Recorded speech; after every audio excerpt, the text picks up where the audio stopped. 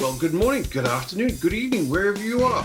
It's regular EV Dad here, John, and more importantly, Joe from JKEV. And whilst we never met each other in real life, we communicated frequently over the past couple of weeks, not through the social media platform that you're aware of, but through PlugShare, because that's what geeks do. We kind of interesting. We'll talk more about it, but we both did cross-country road trips. We never met each other. We kind of crossed each other somewhere in the middle of the country, but we just kept seeing one another's PlugShare check-ins. So look, a little bit about what we're planning. We want to do this as a bit of a series. We have shared, but very different experiences, very different lives. I'm doing this from the fully furnished EV Dad studio that is the corner of my daughter's bedroom. Remember, if you are a man, this is the only time you get to see it and live. And you're doing this from your soon-to-be remodeled studio, I guess would be a way to put it. Home office, studio, whatever it needs to be. I like it. I like it. Yeah, the home is the new office and vice versa. So look, I thought what we'll do, if it's all right with you, this will be part one, and then this will be posted wherever you saw this, and part two will be on the other person's channel. So we won't tell you where that is right now because we haven't worked it out. So let's start off with you. When did you? First of all, which ID4 did you get? When did you get it? And any options and why did you choose it? So we ordered the first edition in dust blue. We ordered it in September within about 30 minutes of reservations being opened. Our car arrived in the U.S. in late March. We took delivery April 22nd, so late April. Nope. Is this? I got to ask the question: was this your first time buying a car you'd never driven before? We did drive it before we took delivery, but yes, definitely never bought a car online like that before. Never paid MSRP for a car either, as well.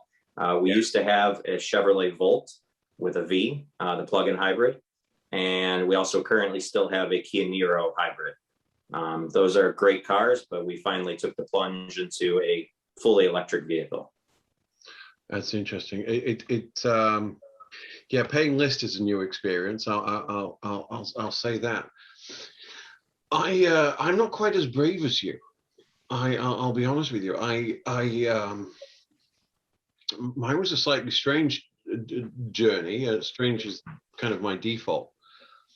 I paid a lot of tax last year, and I didn't want to.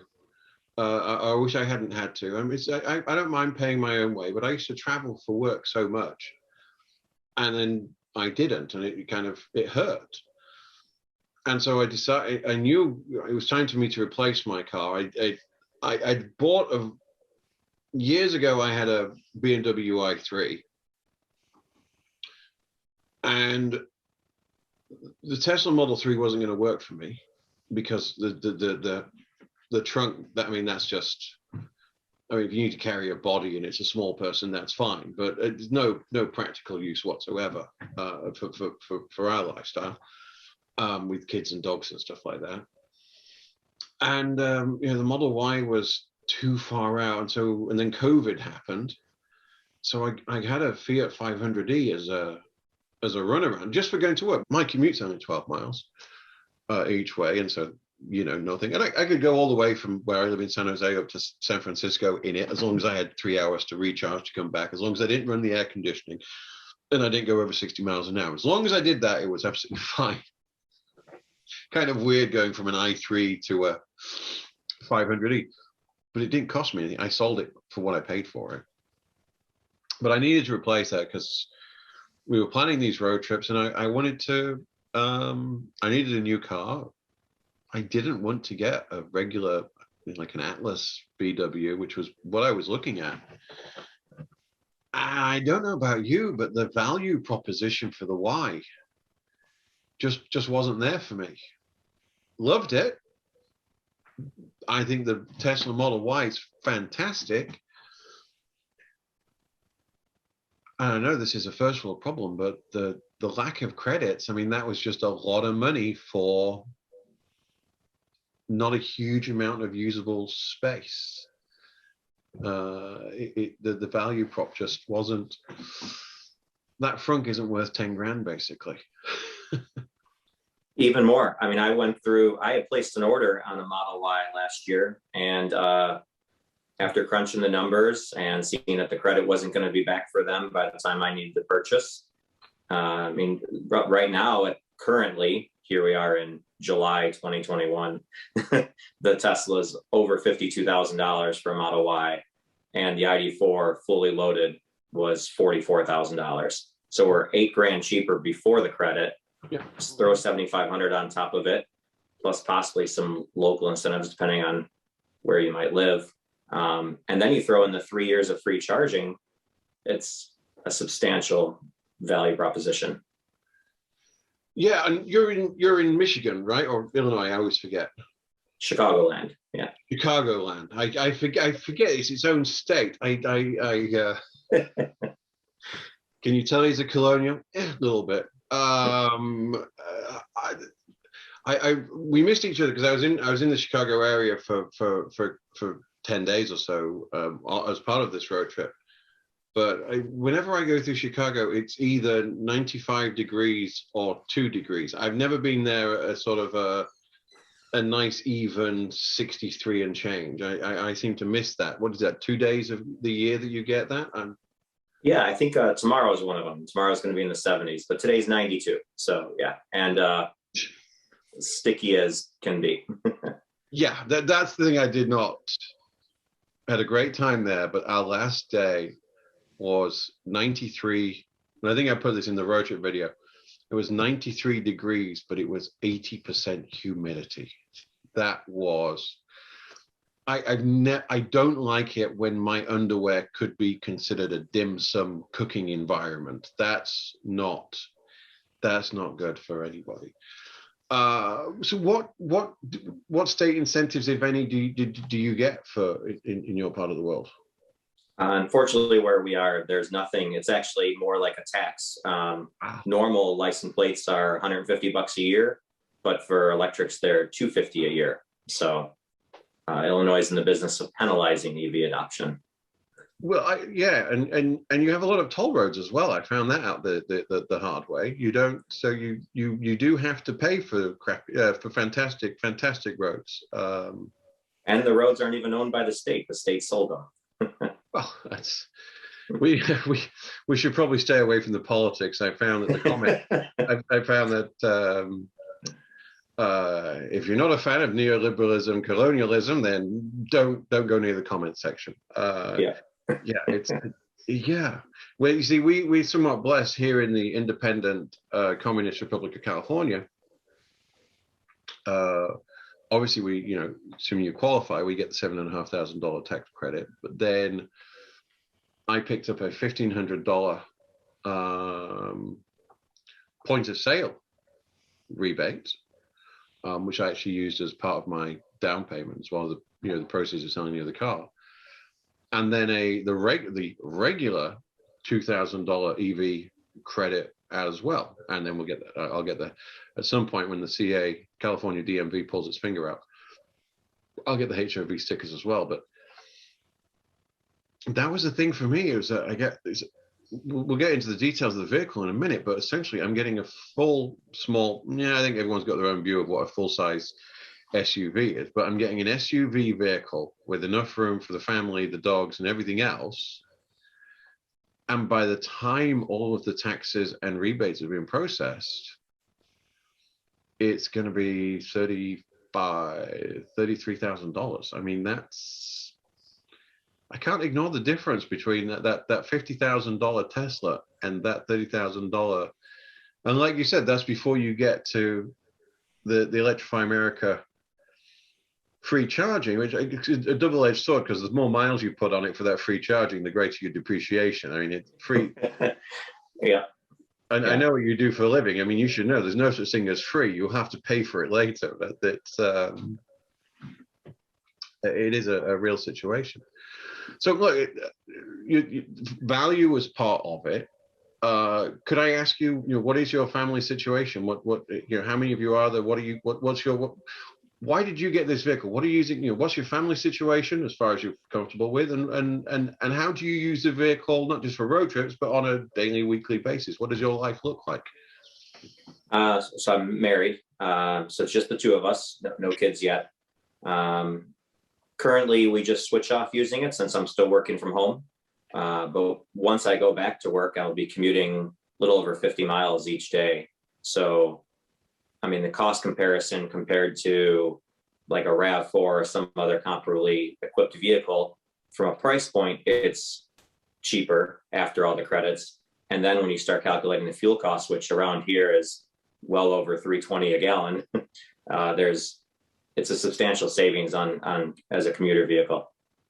Just bear with me 2 seconds. Let me just tell my wife, he's only paying $3.20. I know, they're basically giving it away for free. I know.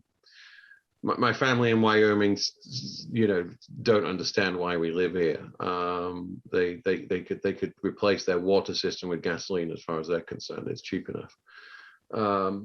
No, it's a real issue. And do you have solar or anything like that? Are you making your own gas? We aspire to have solar someday, but at this point we do not. We just moved into our house, and as you can see, renovations are underway. So you want to get doors, and then maybe. It was kind of flip a coin whether the doors were more important than the solar, but. Well, you're doing it the right way. My wife was furious because I signed the paperwork on the solar installation the day after we actually bought the house.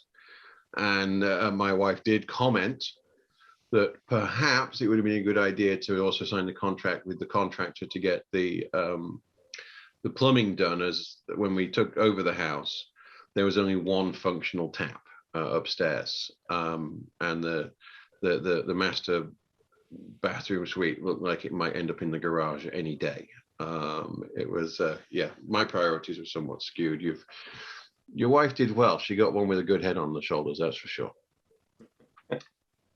So you ordered it online, and I'll come to my process in a minute, but how was Volkswagen with the process between, because it's not Tesla, you have to go through a dealer at some point.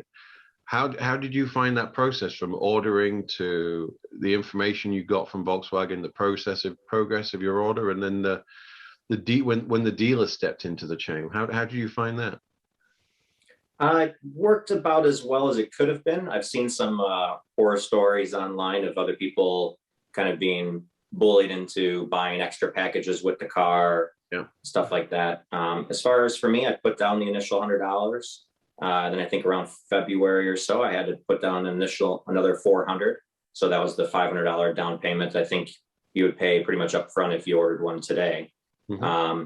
And the dealer contacted me a couple times when they had vehicles available to test drive, to kind of, or at least sit in at a minimum.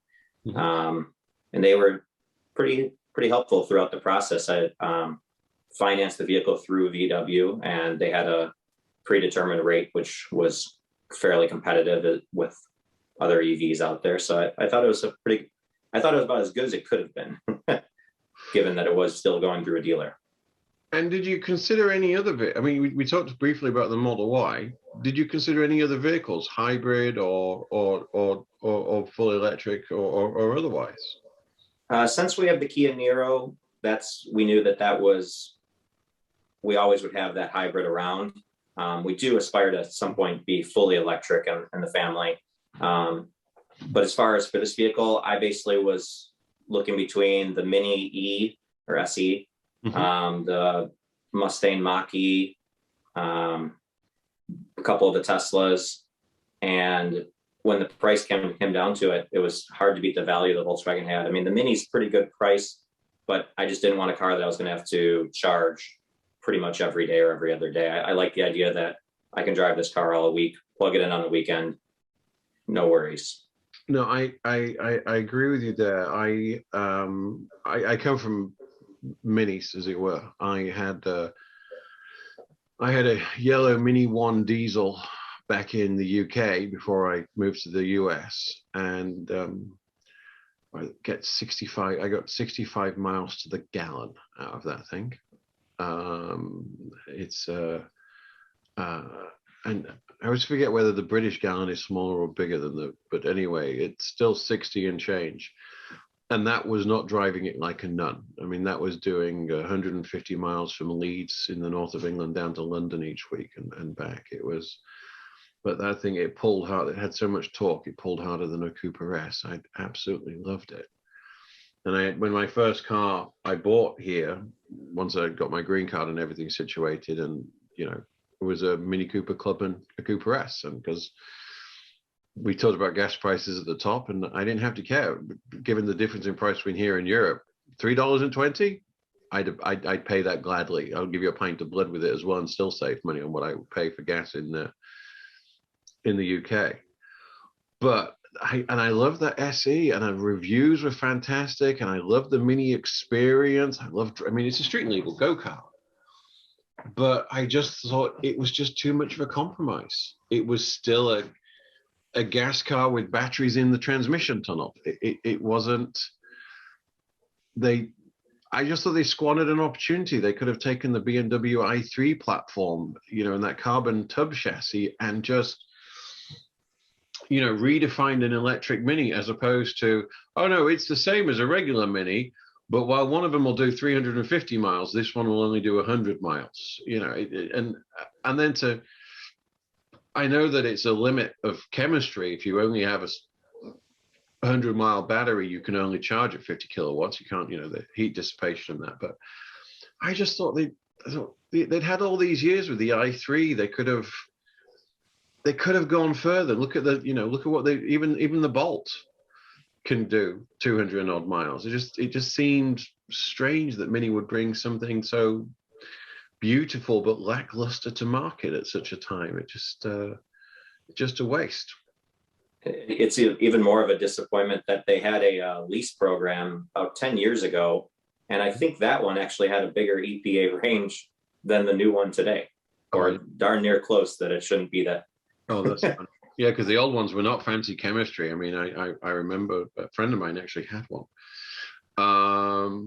Yeah, no. But did you consider that? You mentioned the Mustang. What made you go for the VW over the Mustang? What did it for you? The free charging definitely made a big difference. There was a little cost difference, but I tended to like the Mustang's looks a little bit more. But driving dynamics actually became a big reason. The brake pedals and all Mustangs, I drove a couple of them just to make sure I didn't get a bad one the first time. It is so touchy. You basically go from no brakes to full lock within like an inch of pedal travel. And some other reviewers have mentioned it on YouTube. I'm surprised that all of them don't. I think Kyle from Out of Spec Motoring actually mentioned it recently. I think he mentioned it recently on one of on the Inside EV podcast. I think that's where he mentioned it. But he was saying, and he's driven more than a few of them, and he's had a similar experience. This is not. No, the Mustang was the only one I considered, and I was really put off by the dealers. But when I came to, so I wasn't as far ahead of you as you ordered yours in September. Correct. Yeah, you see, I literally went from wanting to buying over a period of like a week. I was planning it for a while and making sure my affairs were in order so I could execute, the usual stuff you have to do here in America, like making sure your credit rating is, that they didn't accidentally, see you as being divorced or anything crazy like that. And we refinanced our house. Well, we switched our, we did, when we bought our house, I was still, 7 months into a green card. We didn't get the best rate. So we did I'm just going to call it cleaning, so we could, lower our interest rate, a few things, and I need to get all that out of the way and done, and be ready to buy the car. And I looked at the Mustang, and actually it was one of Kyle's videos where Kyle went to pick one up in, I think he did it, picked it up in Wyoming with In another Nebraska. YouTuber. Nebraska, that's right. Yeah.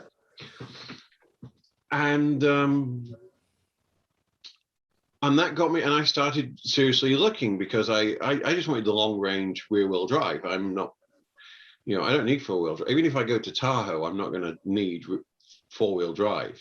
I'm not that adventurous.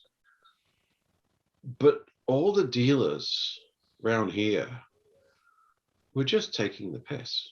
I mean, how many different ways can you call it scalping? Market adjustment fee, dealer realization fee, mama needs new shoes fee. And it was anywhere between 5, and it was so blatant. Like, they never put an upcharge on the standard range. You knew what was going to be lying around the showroom for a while. But if it had the long range battery, $7,500 on top easily. And you just think, where I live, there are a lot of idiots. I'm one of them, who will pay more.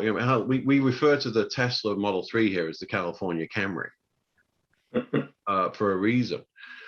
But the Ford dealers were just, it was nuts. And then you mentioned, we've seen it with the Volkswagen, but Volkswagen actually seemed to, they laid down the law. I noticed they said if they've pre-ordered, you don't mess around with them. They were their head of what's his name, Dustin Krause, that came out and said, no, if they've pre-ordered it, don't you go loading it up with all your options and family services and stuff like that. He was quite clear.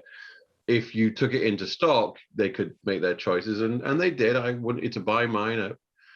I was good friends. I was working with somebody on restoring a Mark II Golf, because European, and I became friends with a tech at Santa Cruz, Volkswagen, and I wanted to buy it from them so I could take it to him for servicing. When they said, yeah, but $5,000 adjustment fee for the Volkswagen, I was like, huh. And then Dublin had a first edition, somebody canceled, and they said, you can have it. And they would take my financing to one of my clients, ironically, as a credit union. And it does good to, give some business back. You buy $3 million of my software, I'll borrow 50 grand from you. Something else to note, actually, as far as pricing goes, Volkswagen is the only company I've ever seen that gives you a discount for being an early adopter of a vehicle. So if you build the same car as a first edition now as a Pro S with gradient package, I think it comes out to about $2,000 more expensive. Whereas if you were buying the Mach-E, you can buy a regular long range battery with the premium interior, and I think that comes in at like $4,000 or $5,000 cheaper than a first edition. I was impressed with the packaging. The part of me, ironically, would have liked to have got the smaller wheels, the 19s instead of the 20s for efficiency. But overall, I understand it's marketing, and they're wanting to seed the market, and they wanted to have good-looking vehicles with high specs in as many places as possible, and that makes sense. You're probably familiar with Red Bull, the company. Yeah. Their marketing with their sometimes you might think they're just a marketing company with an associated soft drink, but when they launched in the UK, they didn't want to spend a lot of money on marketing, and what they did is they took empty cans, which are going to get recycled anyway, and they took empty cans and they put them in trash bags in the London Underground, because London Underground, because of bomb threats, has clear trash bags, so you can see what people, and they filled them up. Product placement, it shows that people are drinking these things, and they're drinking in places where you go, and it creates that association. And I think that's a long way of saying, I think that's what Volkswagen were doing in the first edition by putting high spec. Normally high spec goes out for high margin. Look at Tesla. You could only buy the long range performance, before you could get the standard range. But Volkswagen have taken the alternative approach, and they've seeded the market. And so when other people are looking at you and I's car, they're looking at a fully equipped car, and we're going to say, oh yeah, and with the credits, it's only $30,000. You know, Yeah. Clearly it didn't work so well in China, where they've only sold 1,200. But you know, that's a different. You know, I'm sure that will change over time. So just you and your wife, what you know, she saw the car. What did you know? My wife has a very different view of the car than I do. What was it? What did it for your wife? The interior, the amount of space, a mixture. What was it that worked for her? Yeah, so I personally like the look and feel of the Mustang just because of the sportiness that it had. And so that's where this car, she was sold at first sight, because it's the kind of fits the mold of being that everyday SUV that everyone wants, but being a little bit smoother, a little bit sleeker, having that modern interior that I think everyone kind of strives for in a car these days. No, I agree with it completely. And so you took delivery, and then did you take delivery and then just go on a 4,000-mile road trip the next day, or how did you? Because we virtually met through seeing each other on PlugShare, and then I saw your road trip videos and stuff like that. So what was your journey to doing the bigger road trip? How long did it take you to get used to it? So we first drove the car around town, and then did a local Electrify America charge just to see how that would work. Then we tried like a 200-mile round trip, like we went to Milwaukee and back, to see, again, try to get some efficiency numbers to try to see how long it would actually take, how much time would it add to the trip time versus what our hybrid would be. Then we had taken a 400-mile getaway camping trip to Michigan. Again, same thing, just to try to get more data and see how it performed. And it was a very windy weekend, so kind of showed how the efficiency would be affected by that. And after all that, we ran some testing on a better route planner, and then jumped in. Wow.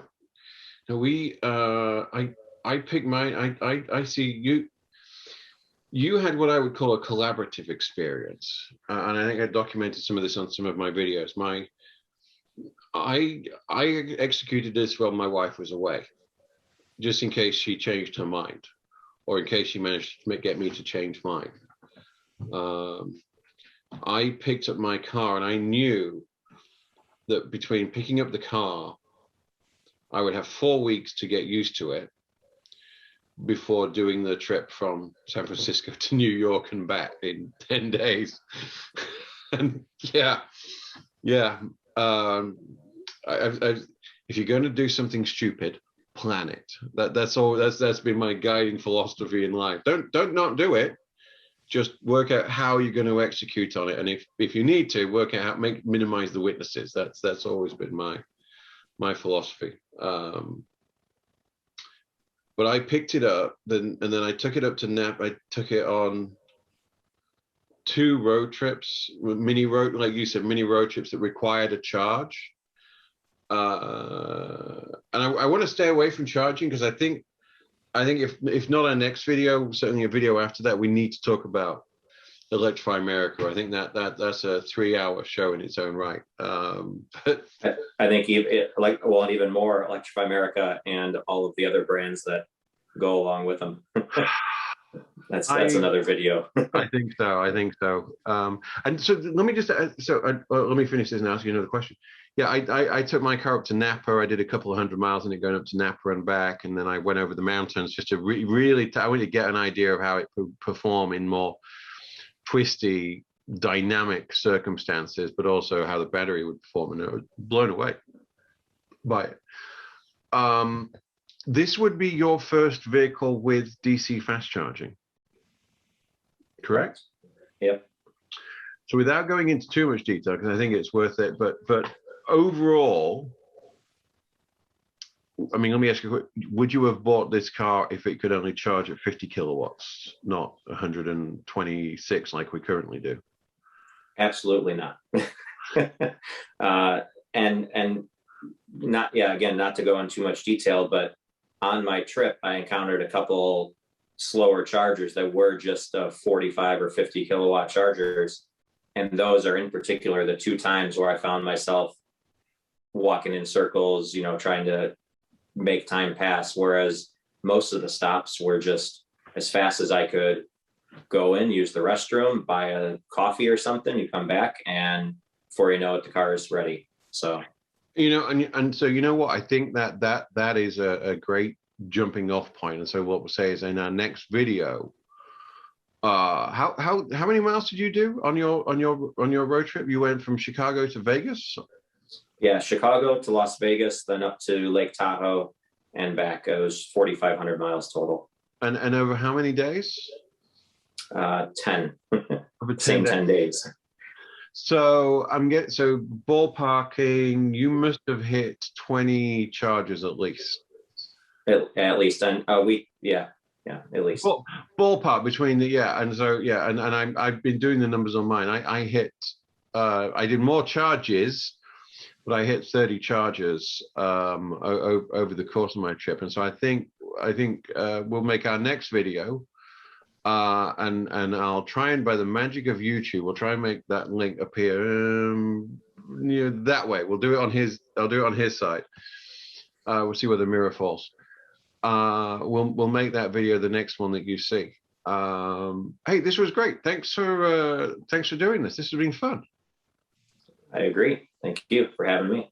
No, thank you. All right, cool. Hey, so I'm regular EV John. If you've enjoyed this and want to learn more, then please subscribe to my channel. And I talk way more than he does. So I'll say the same thing for him, which is please click on the link to JK's EV's channel and like the video there and subscribe. Hit the notification thing, and you can find out when we've got more time on our hands than we should have. And and we'll see you then. Take care. Take care.